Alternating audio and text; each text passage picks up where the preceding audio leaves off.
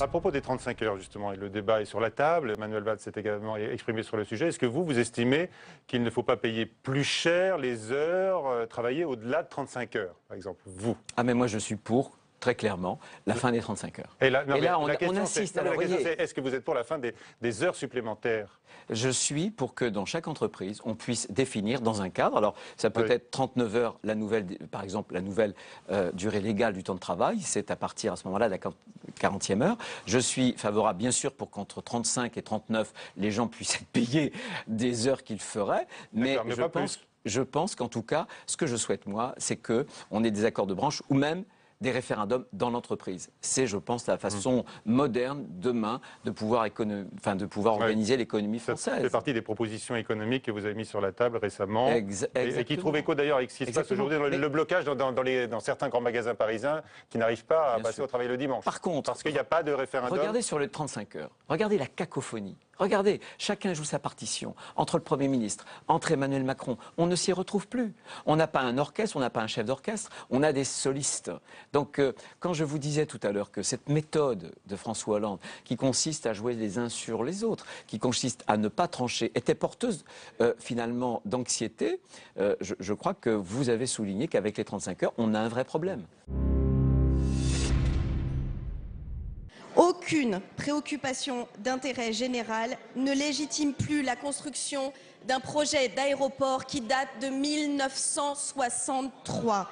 Chacun le sait aujourd'hui. Ce projet symbolise pour nos compatriotes l'entêtement aveugle et vain à promouvoir des grands projets inutiles. Elle dénonce un entêtement, donc vain, le vôtre et d'autres dans la région depuis des années. Moi, je l'invite consistant à promouvoir un projet inutile. Bien sûr. Alors, projet inutile.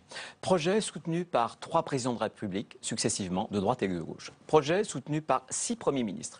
Projet soutenu par plusieurs maires de Nantes, par plusieurs présidents de Oui, mais les temps ont changé, dit Madame Duflot. Les temps ont changé, je vais vous dire. Justement, l'an dernier, l'aéroport actuel a été celui, et c'est déjà le cas depuis 10 ans, en Europe par rapport aux autres plateformes aéroportuaires, c'est l'aéroport Nantes-Atlantique où le trafic augmente le plus. On a eu 138 journées de saturation. Donc on voit bien que les écolos ne voudraient sans doute plus d'aéroports en France ou qu'on n'emprunte plus, qu'on ne développe plus ce moyen de transport. Ça, c'est un débat démocratique.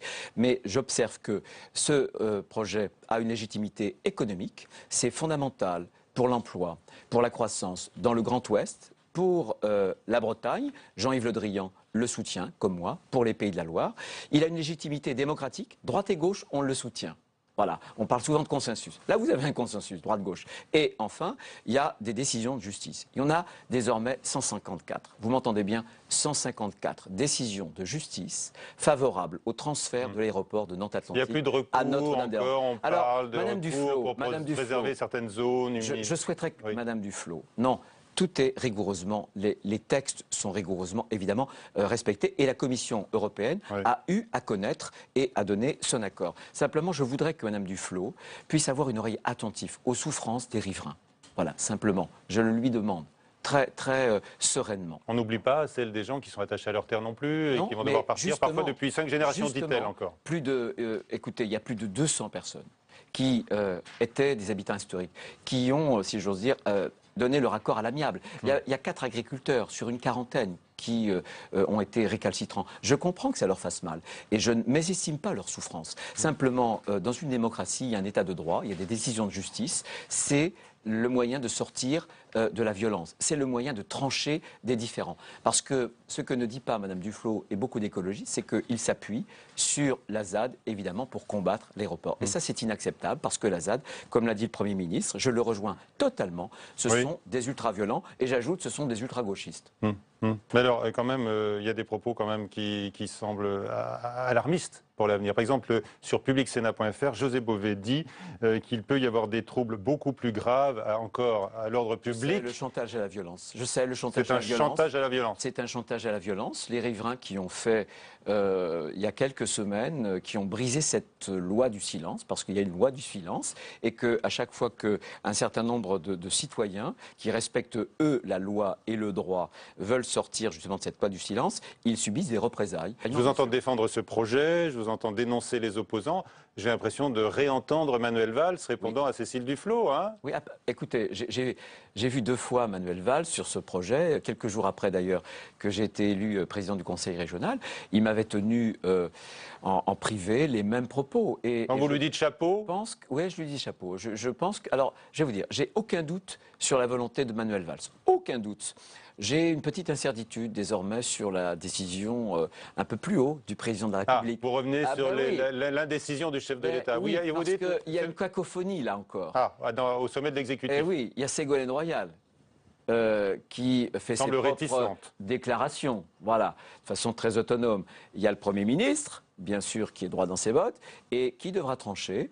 C'est François Hollande, j'espère qu'il tranchera, et qu'il respectera l'état de droit, la démocratie, et un projet capital pour la croissance. J'ai entendu, moi, au moment de ses vœux, François Hollande, je l'ai entendu proclamer cet état d'urgence économique. Eh bien, je dis, Monsieur le Président, si vous êtes attaché au développement, à la croissance, donnez à l'Ouest les moyens de son attractivité territoriale. C'est l'histoire de l'arroseur arrosé. La déchéance pour les binationaux. Je pense que François Hollande, lorsqu'il s'est prononcé, voulait en quelque sorte piéger la droite. En réalité, il a piégé son propre camp. Je vous renvoie quand même, ça n'est pas rien, à la haute autorité d'éthique présidée par Maître Mignard, quelqu'un en plus que j'estime, pour indiquer pour lui que c'était un débat qu'il fallait que la gauche sans doute adopte d'autres choses. Nous, il y a quelques voix simplement. Il y a eu, on nous reproche souvent les Républicains d'être un peu gaulois, de diviser de temps en temps.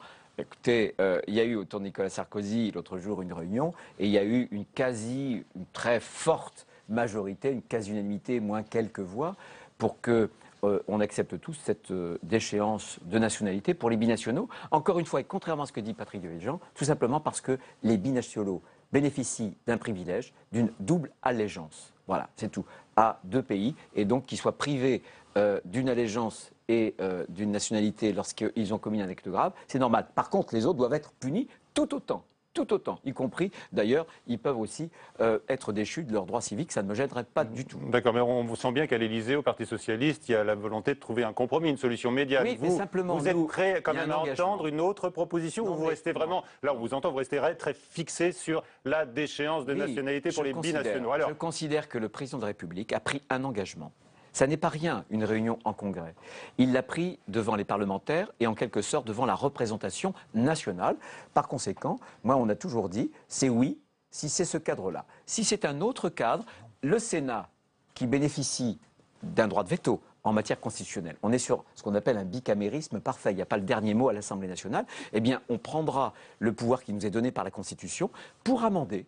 On amendera ce que nous proposerait, si par exemple l'Assemblée nous transmet un texte qui n'est pas conforme à l'engagement du président de la République, nous l'amenderons. Voilà, donc, tout simplement. Mais il n'y aura pas de vote, il n'y aura pas de constitutionnalisation alors dans ce cas-là. C'est le problème du président de la République. C'est pas le vôtre, mais ce sera la conséquence. Si le président de la République n'est pas capable de mettre un peu d'ordre dans sa propre majorité, il y a quand même une question qui se pose. Mais Michel le rappelait, il y a des divisions à gauche où la binationalité pose problème. Vous nous dites, si la binationalité n'est pas inscrite, on ne votera pas. Est-ce que du coup, cette réforme est vouée à l'échec ? Elle peut l'être, elle peut l'être. Alors, il faut aussi, parce qu'on l'a demandé, il faut regarder les textes qui vont accompagner le texte constitutionnel, puisque le texte constitutionnel va modifier un article de la Constitution, peu importe, et renvoyer à notamment une loi organique. Donc, on a demandé à ce que tout soit sur la table, pour que on ait l'économie générale du texte et qu'on compare les dispositions qui nous seront données par la voie constitutionnelle ou par la voie d'une autre loi, pour qu'on sache où on va et ce que nous allons voter. Et les choses sont claires. Voilà, les choses sont claires. Si c'est l'engagement du président de la République au Congrès, c'est oui. Si ça ne l'est pas, ce sera non. En tout cas, pour le Sénat, on amendera. On ne dira pas non brutalement, mais on reviendra au texte. Tout à l'heure, vous avez dit chapeau à Manuel Valls. Là, vous vous adressez à François Hollande. Hein, vous lui dites, vous l'avez traité d'indécis. Vous dites que c'est un tacticien qui va se prendre des pieds dans le tapis. Je ne l'ai pas traité d'indécis, simplement. simplement. Vous l'avez accusé d'indécision permanente. Il est très habile. Écoutez, il est très habile. Et là, je trouve que le talent qu'il met souvent dans l'habileté politique, je pense qu'il ferait mieux de le mettre dans la réforme. Son talent risque de se retourner contre lui, si je vous suis là.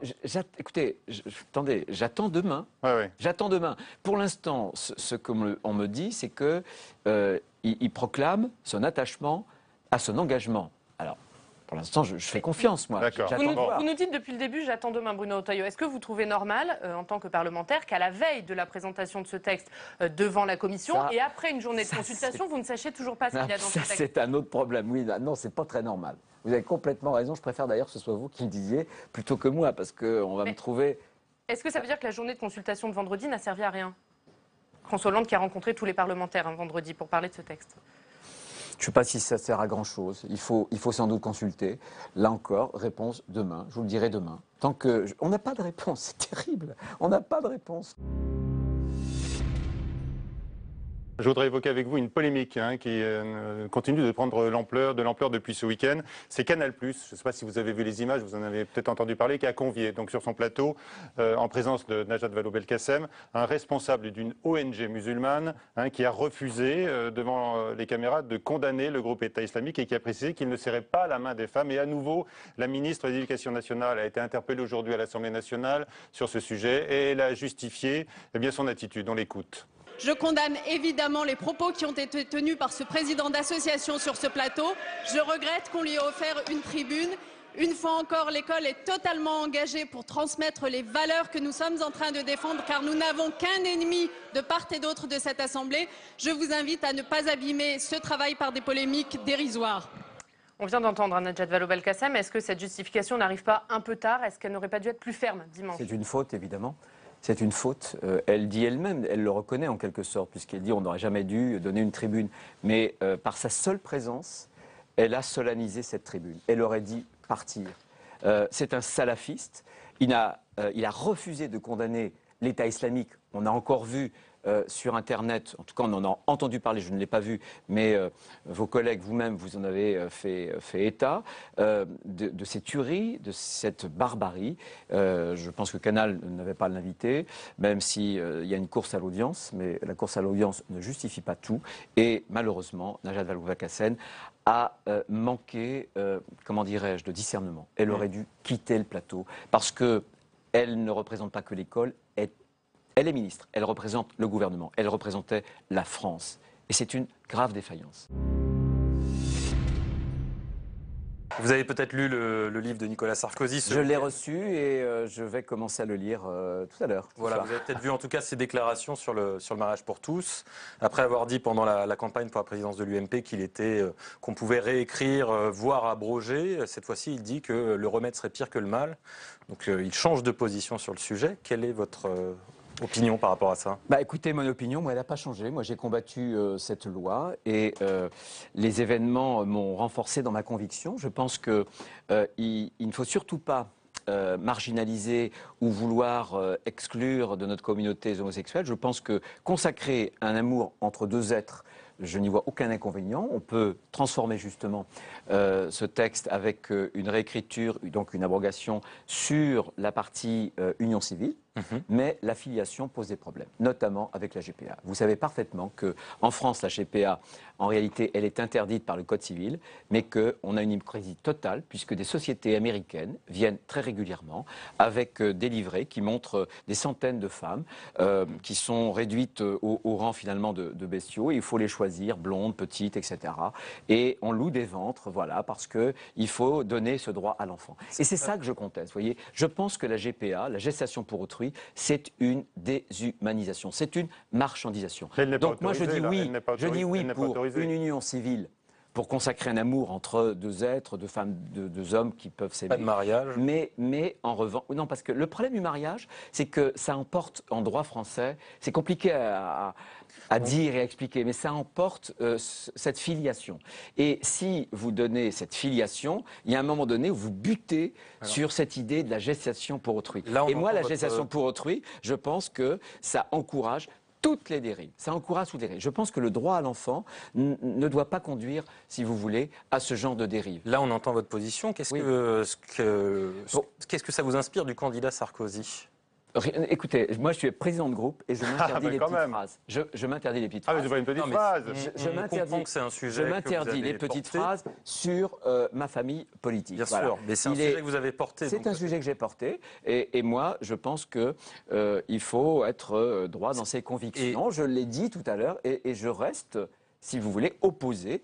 Et je pense que, alors évidemment... Il a tort, sent Nicolas que les- Sarkozy, donc. Il a tort. Ah ben, je ne suis pas sur sa position. Il c'est a clair. tort de changer d'avis. Je ne suis pas sur sa position. Voilà. Et évidemment, vous cherchez à faire dire plein de mal sur Non, mais le président de la ma question- famille non, on cherche- politique. là- Je le comprends Non, bien. il y a une question mais de fond. je peux au moins affirmer ce à quoi je crois. Quelles sont mes convictions, sans taper sur mes... Non, mais il y a une sur question ceux de qui fond sont- derrière qui est, Pardon la question de fond derrière, c'est est-ce que ce sujet préoccupe encore l'électorat au sens large et l'électorat de droite au sens plus restreint? Ou est-ce que vous je vous sentez pense de qu'il plus y a en une plus évolution. isolé? Non, mais je pense qu'il y a une évolution, effectivement. Et il y a 10 ans, l'union civile, c'était compliqué à expliquer. C'est vrai. Voilà. Et je sens que cette évolution, elle est mûre et je pense que les gens peuvent l'accepter. Mais je pense que depuis le début, ce qui a suscité beaucoup de mobilisation, c'était pas cela. C'était pas que la République consacre ce lien dont ont besoin les personnes. On peut parfaitement, et dans le plus grand respect, dans le plus profond respect, le concevoir. C'est le problème de la filiation qui conduit inévitablement Alors à vous, des dérives. Bruno Retailleau, Pourquoi vous est-ce que évoquez- Mme Taubira, pourquoi est-ce que le ministère public, aujourd'hui, ne poursuit pas les sociétés américaines qui viennent faire du beurre sur la faiblesse Vous de évoquez femmes à l'étranger? Pourquoi? vous Pourquoi évoquez- Pourquoi alors que c'est une contradiction avec l'état de droit? Vous évoquez la filiation, le droit à l'enfance. Ce n'est pas forcément la revendication des couples qui se marient aujourd'hui. Ils revendiquent Mais oui, mais souvent le droit à au l'égalité départ- du mariage. Oui, Et mais c'est ce l'égalité, droit-là bien au sûr. mariage. Bien sûr. Mais vous savez, ce concept d'égalité, voilà. Quand vous faites les choses au nom de l'égalité, eh bien, vous avez un couple d'hommes qui dit, moi, écoutez, je veux l'égalité. Et l'égalité, pour moi, c'est le droit à l'enfant, puisque deux femmes peuvent recourir par des moyens qui, effectivement, sont eux aussi interdits à la PMA. Nous, on veut aussi l'égalité et on veut pouvoir avoir le droit à l'enfant. Donc, on voit bien que ce concept d'égalité doit, à mon avis, être dépassé par un autre concept qui est l'intérêt supérieur de l'enfant et qui est un concept, par exemple, de la non-indisponibilité du corps humain, de non-marchandisation Et du cette corps humain. question de la position par rapport à la loi Taubira, vous pensez que ça va être un enjeu majeur de la Je primaire ne peux dans pas votre vous camp? dire, vous savez, alors, on est déjà, alors, il y a la primaire, effectivement, elle est à la fin de l'année. Je pense que c'est sans doute un enjeu. Je pense que, et j'observe aujourd'hui que la population française vit une double crise, une crise économique, mais en même temps une crise d'identité, une crise culturelle. Elle a besoin de repères. Le mariage, ça fait partie des repères. Et la filiation, alors là, je peux vous dire que c'est inscrit dans les gènes de notre société. Donc, ça peut aussi mobiliser un certain nombre. Mais vous imaginez demain qu'on démarie, puisque c'est le mot utilisé Non, par non, Nicolas. bien sûr que non, non. Ah bon? Non, mais On ne pourra pas démarier. Non, mais il ne faut pas caricaturer. Il faut pas caricaturer. Non, je crois que on va pas démarier ceux qui sont mariés. Voilà, ceux qui ont évidemment. Ça ne peut s'appliquer si le texte est réformé. Ça ne peut s'appliquer que pour l'avenir. On n'est pas des fous furieux. Il ne peut pas y avoir de rétroactivité dans ce domaine-là. Et cet argument du démariage, il est trop caricatural. Je veux dire, je sais que ça peut fonctionner autour d'un plateau, mais non, faut être de ce point de vue-là très clair et être serein en même temps. Voilà, c'est tout. C'est simplement pour éviter des dérives.